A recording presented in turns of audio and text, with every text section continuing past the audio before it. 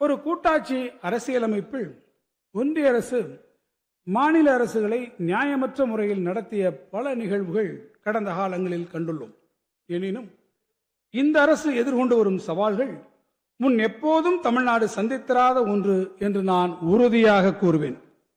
தமிழ்நாட்டிற்கு பெரிய உட்கட்டமைப்பு திட்டங்களை மறுப்பது, ஒன்றிய அரசு பொறுப்பேற்கும் திட்டங்களுக்கான நிதியை விடுவிக்காமல் நிறுத்தி வைப்பது, மாநிலங்களுடன் உரிய ஆலோசனை மேற்கொள்ளாமல் வரி விகிதங்களை சீரமைப்பது அல்லது நியாயமற்ற நிபந்தனைகளுடன் கூடிய திட்ட செலவினங்களை மேற்கொள்ள கட்டாயப்படுத்துதல் என ஒவ்வொரு வழியிலும் தமிழ்நாட்டின் நிதிநிலையில் செயற்கையான நெருக்கடியை ஏற்படுத்துவதற்கான அனைத்து முயற்சிகளையும் ஒன்றிய அரசு மேற்கொண்டு வருவது தெள்ளத் தெளிவாக தெரிகிறது.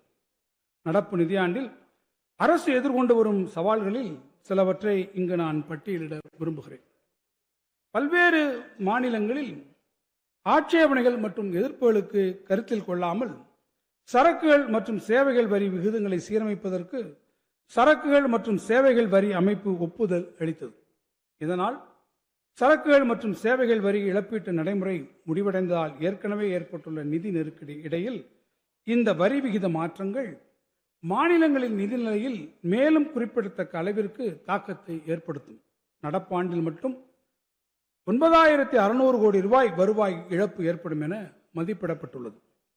ஒருங்கிணைந்த சரக்குகள் மற்றும் சேவைகள் வரி வருவாயிலிருந்து முன்னறிவிப்போ அல்லது மாநில அரசுடன் கலந்தாலோசனை இன்றி பெரும் தொகையான 1709 கோடி ரூபாயை இந்திய ரிசர்வ் வங்கியில் உள்ள மாநில அரசின் கணக்கில் இருந்து ஒன்றிய அரசு 2025 ஆண்டு ஏப்ரல் மாதத்தில் பிடித்தம் செய்தது.